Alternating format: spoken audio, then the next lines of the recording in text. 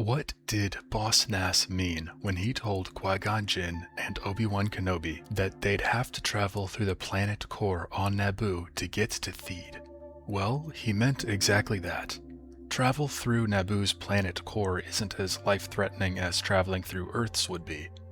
Well, that isn't entirely true considering Naboo's wildlife underwater, but strictly speaking, with regards to exclusively the abiotic environment, Naboo doesn't have a blazing hot center like Earth's. The planet's core is actually made up of plasma, which is the planet's primary energy source. The human colonists of Naboo and the Gungans both harness this plasma to fuel their respective societies.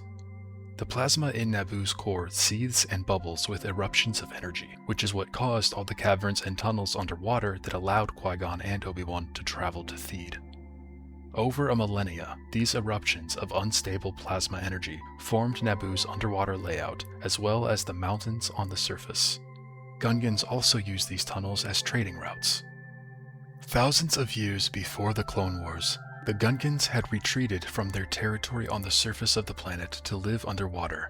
There, they discovered a life form known as locap, which is a plant that burrows into the rock and siphons out plasma through its roots.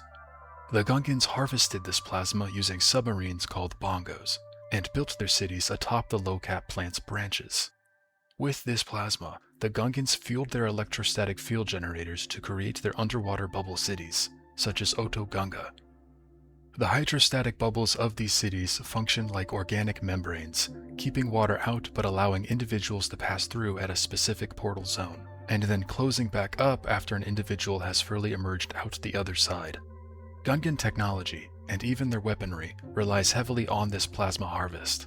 The Gungan army's primary arsenal is composed of boomas, small energy balls filled with high-voltage plasma that bursts on impact, as well as ovoid-framed personal bubble shields capable of deflecting blaster fire and using the same technology as the bubble cities.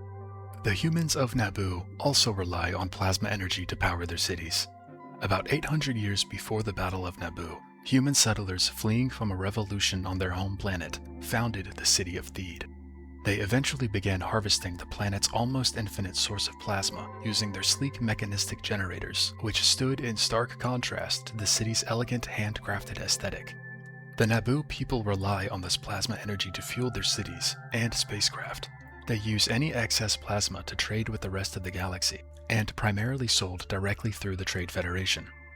The city's primary plasma generator next to the Royal Hangar served as the battleground for the duel between Qui-Gon Jinn, Obi-Wan Kenobi, and Darth Maul.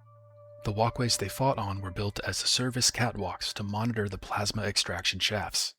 The red laser gates functioned as barriers to prevent any lethal power outputs that occur intermittently during the plasma activation process.